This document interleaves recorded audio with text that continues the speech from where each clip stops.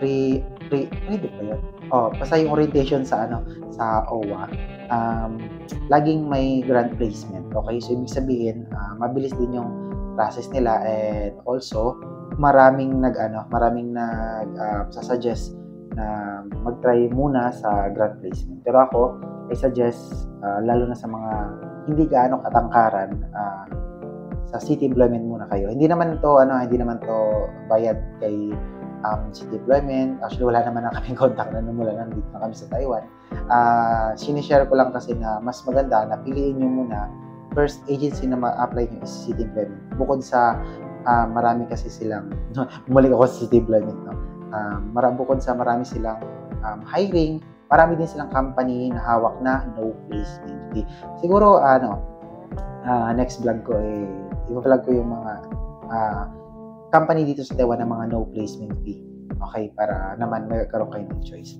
Okay, next is si workforce. Okay, si workforce po ang next na mabilis makapagpalis pa Taiwan. Pero hindi ilagay na sinabi ko, lagi ko po itong uulitin na depende po kasi talaga yan sa company na hawak ng agency.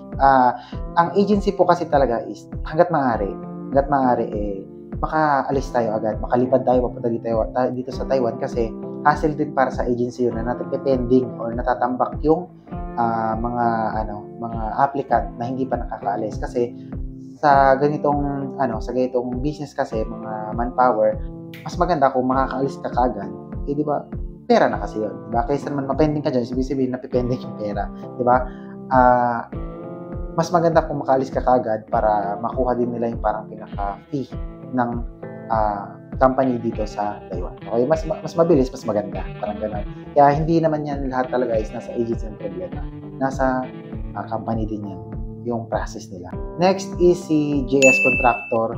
Pero hindi ko po alam kasi hindi ko alam kung ang hiring sila, kasi nung nagbalak ako mag-apply kay JS Contractor kasi is medyo online pa yun kasi almost pawala pa lang kasi yung pandemic nun. So online pa lang yun, pero marami ako nakikita na nakakaalis sa mga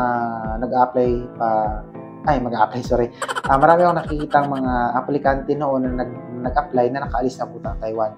And also si JDGuy. Okay, yan sila ang mga mabibilis na agency kung mag-process. Actually, may napansin din ako si Everbest. Pero nung pupunta ko kasi kay Everbest is wala pa silang hiring.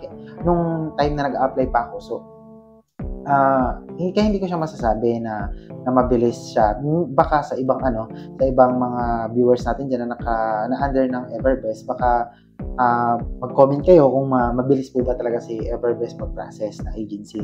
Pero hindi ko kasi talaga siya masasabi pa ngayon kung mabilis, kasi hindi ko pa siya na-try, and also wala pa akong nakikita kasi talaga na parang basihan na mabilis talaga sila magpa-alis ng aplikante. Hindi kagaya ng mga previous agency na nabanggit ko ngayon.